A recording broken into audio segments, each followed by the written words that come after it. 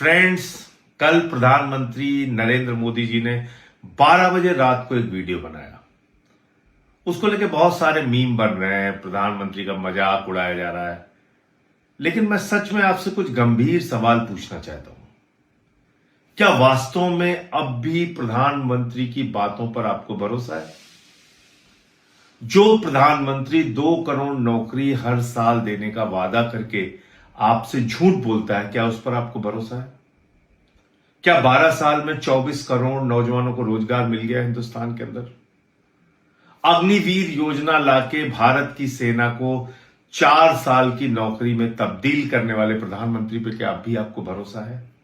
एक पेड़ मां के नाम कह के लाखों पेड़ अडानी के नाम करने वाले व्यक्ति पर क्या अब भी आपको भरोसा है?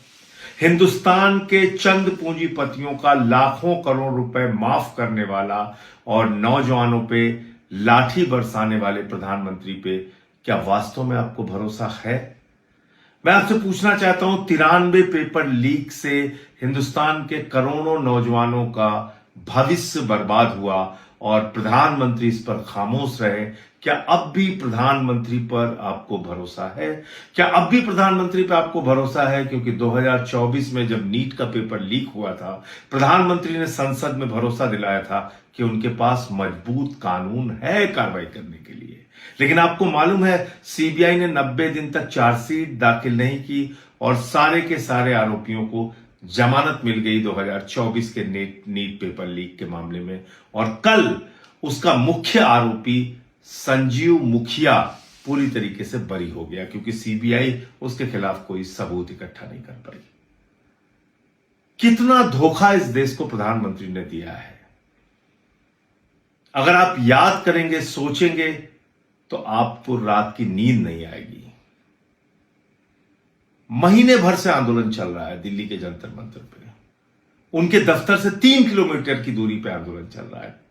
देश का करोड़ों नौजवान आंदोलित है, सड़कों पे है, प्रधानमंत्री से फरियाद कर रहा है, शिक्षा मंत्री का इस्तीफा ले लो, कुछ तो जवाबदेही तय करो।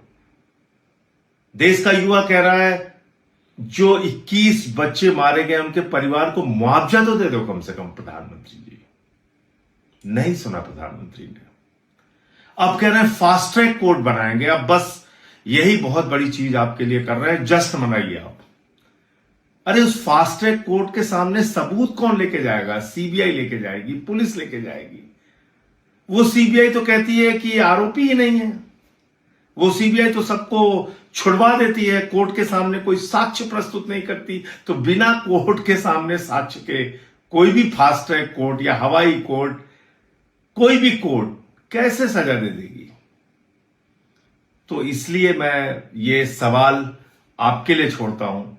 अगर अब भी इतना धोखा खाने के बावजूद आपको प्रधानमंत्री की बातों पर भरोसा है, तो वो आप तय करिए। और प्रधानमंत्री की बातों पर भरोसा नहीं है तो फिर एक आवाज, एक आंदोलन इस देश में जो चल रहा है उसके समर्थन में लगाइए।